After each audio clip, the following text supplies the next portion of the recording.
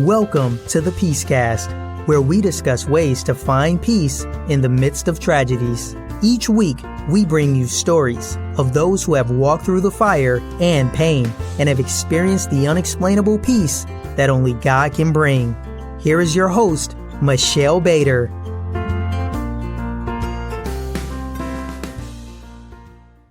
Welcome to my very first episode of the Peacecast. This is your host, Michelle Bader.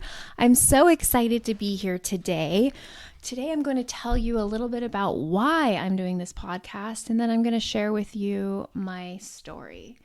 So basically, I started this podcast because I see a need for it. I see so many people, women specifically, who are going through all kinds of trauma. There's so much trauma out there, and I want them to have a way to hear from someone else who has been through that same kind of trauma, and because of the peace of God has come out on the other side or is currently going through it in a place of peace. And so that's why I decided to start the blog, shatteredtopeace.com, as well as the Peacecast. On shatteredtopeace.com, you can read stories of other women who have been through very hard times. There are resources on books about peace, songs about peace, and everything peace related. So today, I'm going to start with my story so you can get to know your host a little bit better. And then each week, we will feature different women who have been through all kinds of trauma. So I thought it would be best if first you know who your host is. So a little bit about me. My name's Michelle Bader again. I live in Vancouver, Washington with my husband, Luke, and 3 kids, Hayden, Haley, and Peyton, who are 11, 13, and 15. And I'm a teacher. I'm currently doing tutoring, some online teaching, and doing that kind of my own way, not in a classroom at this moment, sometimes subbing. But my first love is really writing. I absolutely love writing. I've written a book called Cancer Can't Crush Us about my husband's journey through cancer. My daughter has written a book called Fighting for Daddy, all about how to have peace through her dad's cancer. And I also just love writing blogs and encouraging pieces and things like that. So I thought this would be another way to just start adding voice to what I think about, what I talk about, and like I said, interviewing other women. So I'm going to tell you my story. Now, this is supposed to be about a traumatic event. There's been a lot of them, but I'm going to really focus on one big 15-year traumatic time, still currently happening. Okay, long story short, once upon a time, once upon a time, I won't tell you the year because it will tell how old I am. Once upon a time, I met my husband, Luke, in high school. No, we didn't date in high school, but we reconnected after college. And for me, it was pretty much love at first sight. And within 3 months of starting to date, we were engaged and we got married a year later to the day. Well, one day off. Couldn't get that day for the wedding, but we got married basically a year later. And it was like beautiful storybook wedding, Queen Anne Victorian Mansion, which I think is known as the Queen Bell or something like that in Portland, Oregon now. And the Bell Mansion, I don't know. I like Queen Anne better. And it was beautiful, a gazebo, 300 people, twinkling white lights, princess, the works. First dance under the disco ball in the gazebo, and honeymoon in Maui, la-di-da-di-da-di-da, 24 years old, thought I had it made. I captured my prince. We were going to live happily ever after, have a bunch of kids. I was going to just teach, and it was going to be great. So that all happened, and we got back from the honeymoon. I started a new teaching job. Luke was working at the post office, and he had a walking route. He was a mail carrier, and he had a walking route, and he would walk, I don't know, it was like 10 miles a day. It was something crazy. And he would walk every day, and he started noticing this lump in his ankle, and it got getting bigger and bigger. And he went to the doctor, and the first time he went, they were like, and he was 25 years old, they were like, it's tendinitis, don't worry about it. But it kept getting bigger and bigger. Now, I was still in la-di-la land. I would never even think it was anything bad, like cancer. No. So they had him come back, and he said he remembers the day this happened. They were whispering, and they were like, how old is he? This looks bad, when they were doing an x-ray, I believe. And from there, they decided to schedule a biopsy. And after the biopsy, we were told it was bone cancer, and not just any bone cancer, mesenchymal chondrosarcoma. Say that 10 times fast. Mesenchymal chondrosarcoma, right? Sometimes known as mesenchymal. I've always said mesenchymal. Anyways, really super rare bone cancer, usually found in kids. They didn't even really know how to treat this. And so, I mean, it was life shattering. Like the day that they told us that, they told us we probably, P.S. during this time, a few months after we got married, we became pregnant. Surprise. And so I was pregnant at the time that we found out he had cancer. And then they told us we would not have any more kids. They told us lots of things. And I remember like feeling like my whole world stopped. Like seriously, I'm 25 years old and this can't be happening. Like we are going to have this big, beautiful life together. So we started chemo. He lost his hair. We went through all the emotions of that. They did scans and found out that the chemo did not help his cancer. And it was horrible chemo. Like we had to be in the hospital 5 nights in a row. I would come from work, or sometimes I would miss work, and I'd go there and lay on the bed. I was a big fat pregnant lady and fit on the bed with him and just be together. Anyways, the chemo didn't work. So from there, they said, you have a choice to make. We can take the tumor out of his ankle, but the cancer could easily come back, or we can do an amputation and cut off the leg and cut it 2 inches below the knee. And that was something I'd never thought of. And I remember I was just like, no. But the more we prayed about it, thought about it, talked to people about it, we decided that was the best option because you'd have less chance of the cancer ever coming back. So that was when he was 26, and May 7th, 2004. Yep, that's the day he had his amputation. And that's what we considered for a long time as his last cancer day. Like cancer-free, they cut it out, it's gone. So he had his leg amputated. He learned to walk. He was on crutches July 7th, 2004, when I gave birth to our son Hayden, and he didn't even have his prosthetic leg yet. But yet he was there holding my hand right beside me on crutches while Hayden was born. So that's kind of what happened at the beginning, like our first cancer round. And he went back to work as a post office. Eventually it became too hard with his prosthetic leg, and he had a lot of health issues after that. But we would get scans and they'd be clear. I remember we passed the 10-year mark and we were so excited, 10 years cancer-free, because the chances of it coming back after 10 years are a lot less, So I was like, okay, we're in the clear, we're good. And almost 2 years ago, actually 2 years ago now in August of 2017, we were on a family vacation and we were playing around, playing baseball, and he went to hit the ball and ended up falling kind of on his lungs, and he had a sharp pain and he couldn't breathe very well. And that whole night he knew more than me, but I knew something was wrong, but he knew something was wrong, and he just had a hard time breathing.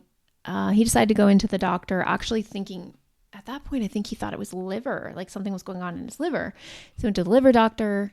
They did a scan and they noticed that on his lungs there were some tumors. So October of 2017, we found out that the cancer had returned. Devastated, doesn't even begin to explain the feelings of that day. Shock, devastation. I remember where I was when I came into the house and he was looking at the computer and he was looking at the scans, like we knew from the scans before we even talked to a doctor. So that began a whole new journey. So last time, Hayden wasn't even born when he had cancer, and neither were the other two. So yes. Oh, and by the way, yes, we had more kids. Hallelujah. So 3 kids. So this time, 2 years ago, they were 9, 11, and 13, when we were presented with cancer again. And I remember setting them down and telling them, that daddy's had cancer before, and this time it's returned and it's in his lungs. So we went to the doctor. We saw all kinds of treatment. The only thing that they could really come up with was chemotherapy again. So we prepared our hearts, our minds, his body, all of this for chemotherapy, and he began. And he lost his hair. We went through all the emotions, all of this stuff. This time guiding my kids through it. And at that time, I was still pretty hopeful. Like, we're going to find this. There's all these different things we can do. The first, I remember where I was when we got the results of the scan after the first chemo. We were actually at the kids' homecoming basketball game. Haley was crowned homecoming, what they call it, 6th grade homecoming representative. So she got to this big presentation, and I got a call, and I had to run outside, and the doctor said, "I'm sorry to tell you, but it's grown." I felt like someone punched me in the stomach, because I really believed with all my heart that it was going to shrink.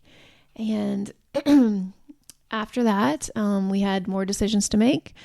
We decided to try another chemo. So the good thing about the second kind of chemo is that he wasn't going to lose his hair. So his hair started growing back.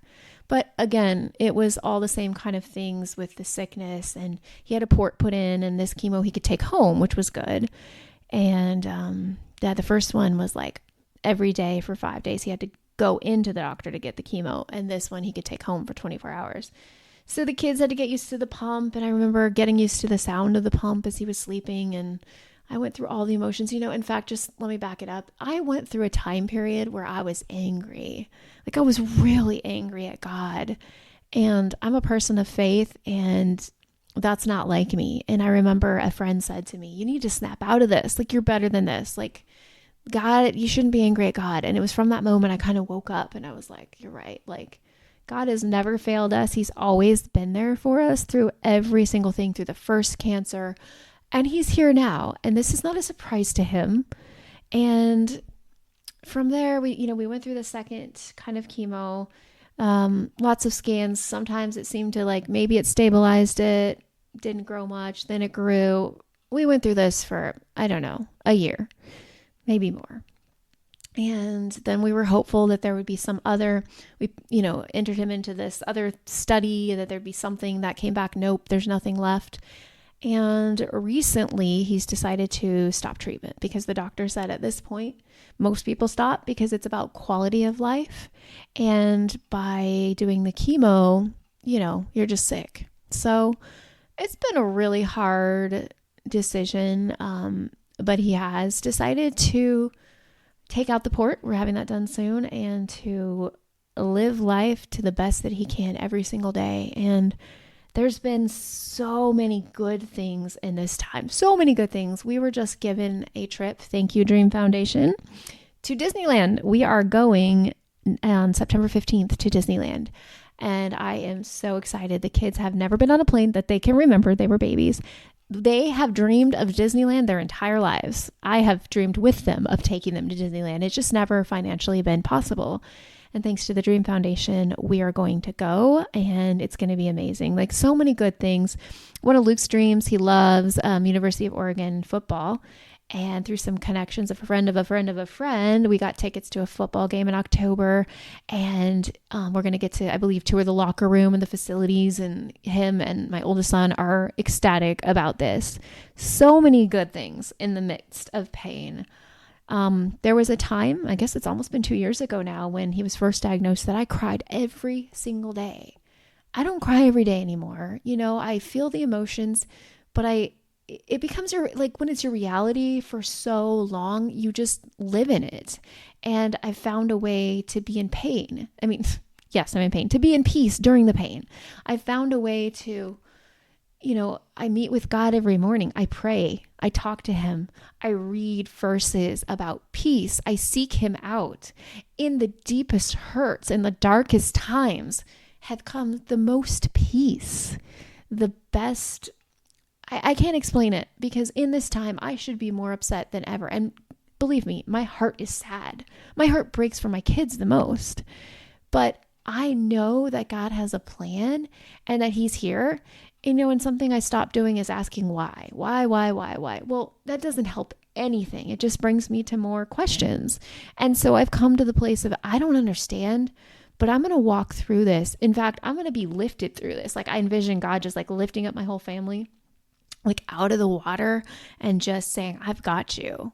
Like, I'm going to take you through this. And we still pray for a miracle. And I believe 100,000,000% in God's miracles. Last night, we prayed for a miracle all together as a family. We will still pray for that every single day. And I know God is totally capable. I don't know if that's his plan, but I know that's what we want. I mean, we want him healed. We want him healed here on earth. But I know that God is in control. Something that happened just last night. Hayden, my 15-year-old, was hugging his dad goodnight, as they do every night, and he felt something on Luke's back. And he said he'd been feeling it for a while, hadn't said anything, and then we came to look at it, and it was like a huge growth, like protruding from his back. It was a tumor that's on the back of his lungs. We could actually feel it through his back, and it was hard, and it was hard to see. It was a visual representation of what's been there that we've never seen. I actually had all the kids look at it because this is such a big concept for kids to understand, that we've never seen this cancer, but it's taking over his body.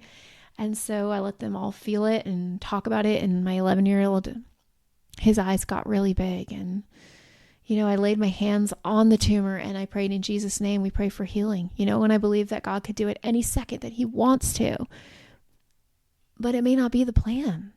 And I have to be okay with that. I have to be okay with walking my kids down this hardest path.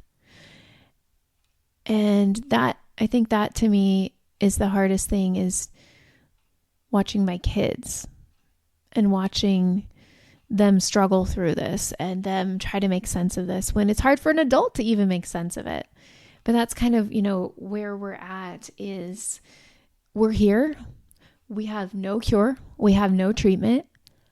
We are physically seeing the cancer, like physically seeing it. And that was hard. I had a hard time, honestly, I had a hard time sleeping last night. It's hard to understand, but I can't question the why. I just have to live in today and know that today God has given us what we need for today. Today, I have my family of 5. Today, we're all going to be together. Kids are at school, they'll come home, we'll have dinner, we'll be together. And that's what I have today. And we have the gift of these great trips to look forward to. I cannot look too far down the road. And that's not my job. I can't see what's coming around the corner. I've read such a great book. Lisa TeKurst, her book, It's Not Supposed to Be This Way. As I've gotten older, I just reached the big 4-0. I've been realizing that none of my friends' lives that I've known, like our whole lives, have turned out how we thought they would be. It doesn't mean that it's bad. It just means it is not the way we thought it would be, and that God has different plans, but through these plans, we become who we are supposed to be. And, that's just what we do in our life right now, is we live each day for today. Luke is the top priority. I've told the kids, you're going to miss some school. You're going to miss some events, some sporting events, whatever. What we need to ask ourselves is, in 5 years, what will matter more? That I missed the game, or that I missed the time with dad, or that I went to a game with dad, or that I did all these things. I missed a day of school so I could spend time with him. That is what is more important. And living in today and walking every day as if it's all of our last. We don't know. None of us know. And so just being present in the day and looking for the gifts. There are so many gifts if we just open our eyes. I wrote a book also called My Manna for Today, and it's all about looking for manna. When the Israelites were wandering in the desert, God gave them manna. That was their food that they needed for that day. They weren't to gather too much or it would go moldy and worms would go in it. And they were to gather just enough for that day. And that's how I look every day. I say, God, in my morning prayer, give me my manna today. And he always does. It could be a phone call or a text from a friend. It could be a verse that pops up on my phone. It could be a variety of things. Somebody smiling at me. I don't even know sometimes, but it comes to me every single day. So I'm going to challenge you, whatever you're going through, and maybe you're not going through a hard season, to pray for manna and to look for manna everywhere that you go, and start writing it down, because you're going to be surprised in what you see, that there is really manna all around. And so that's kind of where I'm at today, holding hands with my Savior and walking each day in his strength, not my own, because in my own strength, I'd be a crumbled mess on the floor. You would not want to hear me talk. Like, I would be nothing. I'm trusting him for everything, for each day, for finances, for health, for everything. And he has always provided. So I just kind of wanted to share with you some resources and things that have helped me during my journey. There are so many. So I'm going to put links in the show notes to the books and songs and things that I'm talking about, because my goal is not that you just hear my story. Oh, poor her. No, I want you to walk away from this encouraged for whatever you are facing, that you can use these same resources and that they will help you. You know, God makes beauty from ashes. I have that up on my mirror. I've had there for years. And I have a necklace that my good friend Melissa, shout out Melissa, gave to me that says beauty from ashes. He makes beauty from ashes.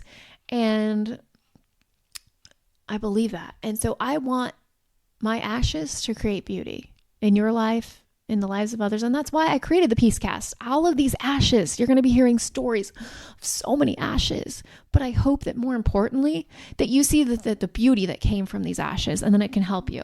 So one of the best books that I read during all of this was called Beautiful Battlefields by Bo Stern. And I love Bo Stern. I've actually, shout out Bo Stern, not that you're listening, but I've met her a few times. Amazing author, speaker. She's really encouraged me. Her husband went through awful health problems and eventually passed away.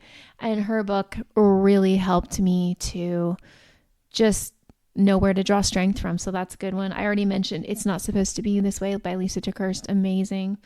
Also The Power of Suffering by John MacArthur, and You'll Get Through This by Max Lucado, just to name a few. There are so many, but I just went through a few of my top favorites. Some songs that I listened to over and over at some point during this past couple years. You're Going to Be Okay by Brian and Jen Johnson. Amazing song.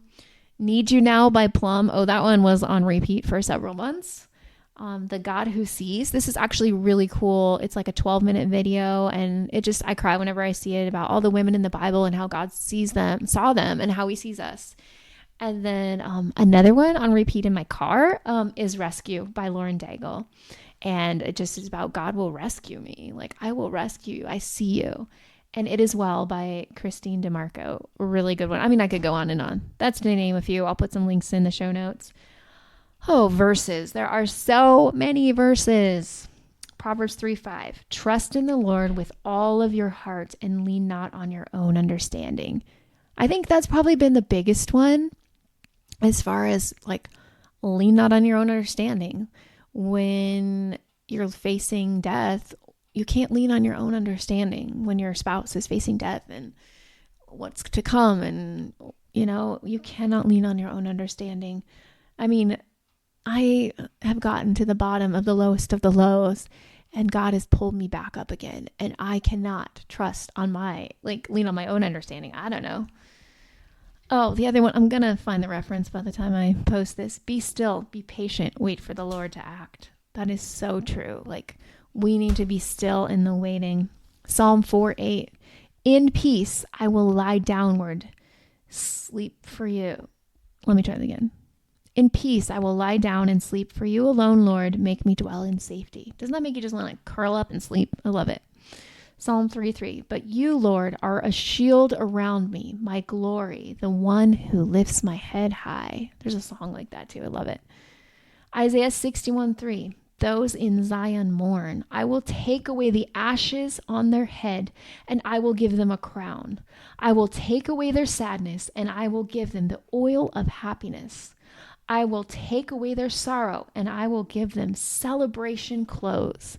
He sent me to name them good trees and the Lord's wonderful plants. I love that one. He's going to take away our mourning, guys. We're not going to be sad forever. And then something that came into my head the other day, and I know when these things just come into my head, I'm doing air quotes like you can see it. It's not that they just come into your head, like God puts them there. That's why I've explained to my kids the importance of memorizing verses, because God will bring them back at the best, most opportune times. I was having this thought and thinking about this thing, and all of a sudden I heard there's a season for everything. There's a time, that verse about the time to born, a time to die. There's a season for everything. And I was like, okay, God, you know the season we're in, the season that's coming. There are seasons. This will not last forever. Okay. What's going to last forever for those of us who believe and trust in Jesus and give our lives to him? We've got eternal glory in heaven together. Like, I can't even, I can't even comprehend. I spent several months reading books about heaven and learning as much as I could. And it's so big, we can't get it. And I just know it's there for us, and that this life is just a little blip. That's it. It's a blip. Like, it's nothing. And our momentary troubles are nothing compared to what's coming, the good, And when there are days when it's hard to lift my head after feeling my husband's tumor protruding on his back, I remember that this is not it. This is not it. We're all going to, a better place. And this is not it. And what I do with my time here on earth is so that more people will know him, will know Jesus, and they will have hope. I hope that you are not going through your hard time alone. You are not alone. Number one, God is there. Just talk to him right now. Just talk to him. I promise he'll listen. Number two, I am here. I know you may not even know me. Well, probably if you're listening to podcast 1, you know me. Because I probably don't have a lot of listeners yet. But it's kind of like, if you build it, they will come. I'm supposed to do this. Anyways, you can reach out to me, okay? Michelle@shattered2peace.com. It's 2, like the number 2. I will respond to your email. I will pray for you. I want to build a community. I want to build a community of people who will pray for each other. And right now it's small enough that I can pray for everybody who sends me an email. And I will, I promise. You are not alone. I mean, that is the point of this whole blog and this podcast. And this one's probably going to be longer because I'm getting passionate. When I get passionate, I talk. I'm just me talking into my microphone. But I hope it's reaching your ears because you need to hear this. I created this so that I could encourage, equip, and walk beside you so that you know that you are not alone and that you can experience the unexplainable peace of God. That's why I did this. That's why I'm alone in my kitchen talking in my microphone. That's why I'm learning how to make podcasts. I don't know what I'm doing. I'm a teacher. I'm not like a computer tech person, I'm doing this because I believe there are people out there, there are women that need to hear this message. You, right now, you in your car, you with the earbuds, you are not alone. I think that God wants somebody to hear this message today. You are not alone. I know that when you go through things like this, because I feel, this is the way that I feel like Satan attacks me. He says, you're alone. Nobody cares. You're alone. Nobody cares. It's good to hear that other people care and other people have been through what you've gone through. Maybe you haven't been through exactly what I've been through, but you've been through something or you wouldn't be here. And maybe you'll relate to a story in the future, but you're not alone. You're not alone. Anyways, I could go on, but I'm alone in my kitchen talking in my microphone, feeling a little silly. So I think I'm going to end this, and I'm just excited. This is just the beginning of our journey together. If you have a story that you feel like you want to share that could help other women, please email me at Michelle, Michelle, at shattered2, that's the number 2, shattered2peace.com. And let me know about your story and what you want to share. And I'm looking for people who not only went through hard things, but found peace through Jesus, through God. And if you have a story to share, I love to get it out there. So thank you for sticking with me for this long first episode. I don't think they're always going to be this long, but I had a lot to share. And throughout this, I'm going to be interviewing women, but I'm also going to be giving you updates on kind of what's going on with our family as well. So thanks for joining us. I'll talk to you next time.